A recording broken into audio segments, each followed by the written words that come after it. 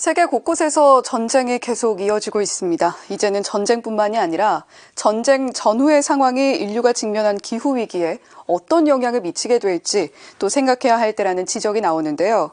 기후위기 시대 전쟁이 아닌 평화로 나아가기 위해선 어떤 대응과 조치가 필요한지 함께 생각해 보시죠.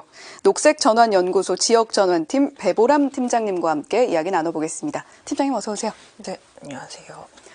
지금 이스라엘 하마스 전쟁은 2023년 그러니까 지난해 10월부터 이어지고 있고 러시아와 우크라이나 전쟁은 700일 넘게 계속되고 있는 상황입니다.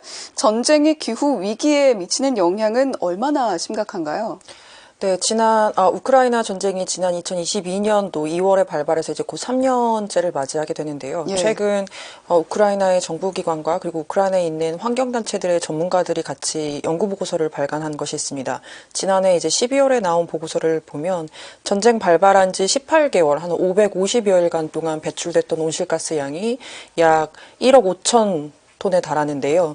이 온실가스 배출량을 비교해 보자면 네덜란드나 벨기에와 같은 국가들이 1년간 배출하는 온실가스의 양과 비슷한 수준입니다. 이것은 전쟁 자체가 온실가스를 상당하게 많이 배출하고 있음을 알려주는데요. 중요한 것은 이렇게 추산된 정보들 자체도 전쟁이나 군사활동은 국가 안보와 연결되어 있기 때문에 모든 정보가 공개된 게 아니라는 점에서 과소추산되었을 가능성이 크다는 점에서 기후위기와 아주 긴밀하게 영향이 있다고 볼 수 있겠습니다. 예, 1억 5천만 톤 말만 들어도 상당히 많은 양처럼 느껴지는데 이마저도 좀 과소평가되어 있을 가능성이 굉장히 많다라는 이야기 해주셨습니다.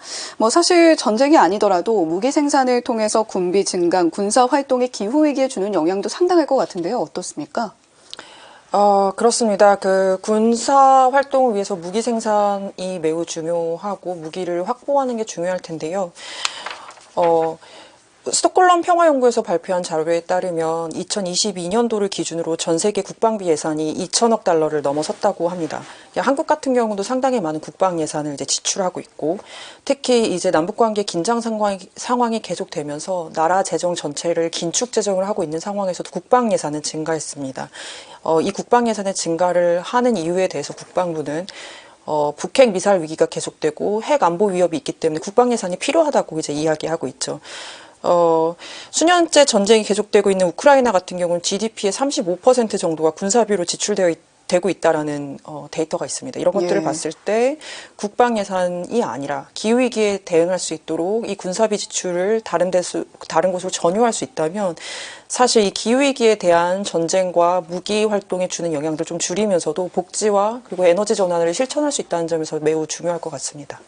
예, 우리나라도 사실 이번 한 주 동안 정말 매서운 추위가 찾아왔고요. 미국 같은 경우는 이상기후로 영하 57도까지도 이야기가 나왔었죠. 자, 지금 군비가 만약에 기후위기에 대한 대응으로 예산이 책정이 된다라고 한다면 훨씬 더 빠르게 이 위기를 극복할 수 있지 않을까라는 생각도 듭니다. 자, 지금 한국산 무기가 세계 곳곳에 수출되고 있습니다. 이 부분은 어떤 시각으로 보고 계신지도 궁금하네요. 네, 스톡홀름 평화연구소에서 발표한 자료에 따르면 전 세계 100대 무기 산업 중에 한국 기업은 4개가 포함이 되어 있습니다. 최근 발표된 자료에 따르면 그러한데요. 이제 우선은 무기 판매와 수출이 활성화된다는 건 한편으론 무기와 전쟁이 상품화되는 것이라고 이해할 수 있습니다. 그런 지점에서 사실은 윤리의 문제가 있죠. 무기를 팔아서 그게 살상 무기가 되고 사람들이 살고 있는 도시와 학교를 파괴하는데 한국산 무기가 수출되는 것은 사실 정치적으로나 윤리적으로 올바른 일인가라고 질문을 해볼 수 있을 것 같습니다. 다른 한 가지는 이 국가 전략으로서 무기가 수출 산업이 되었을 경우에는 정부가 여기에 대한 많은 지원들과 그다음에 제도적 지원들을 하게끔 되어 있는데요. 이런 부분들도 사실 계속 저희가 얘기했던 것처럼 정부의 재정이 국방 산업과 무기에 지원되는 것이 아니라 기후위기나 에너지 전환을 대응하기 위한 것으로 전환될 수 있는데 이 한정된 자원을 전쟁과 무기에 쓴다는 것이 문제가 있을 수 있을 것 같습니다. 예, 지금 세계 곳곳에서 군비 경쟁도 상당히 활발하게 이루어지고 있는데 이 상황이 상품화로 이어지는 것은 아닌가 우려의 시선으로 바라봐야 할 때다라고 이야기해 주셨습니다. 지금 기후위기와 평화의 관점에서 봤을 때 한국 정부의 정책 전환은 어느 방향으로 이루어져야 할까요? 최근 북한에서 열차 전복 사고가 있어서 한 400여 명의 북한 주민들이 사망하는 사고가 있었다고 언론 보도가 있었습니다. 예. 그 언론 보도에 따르면 이 열차가 전복한 이유가 바로 전력 부족이었다고 해요.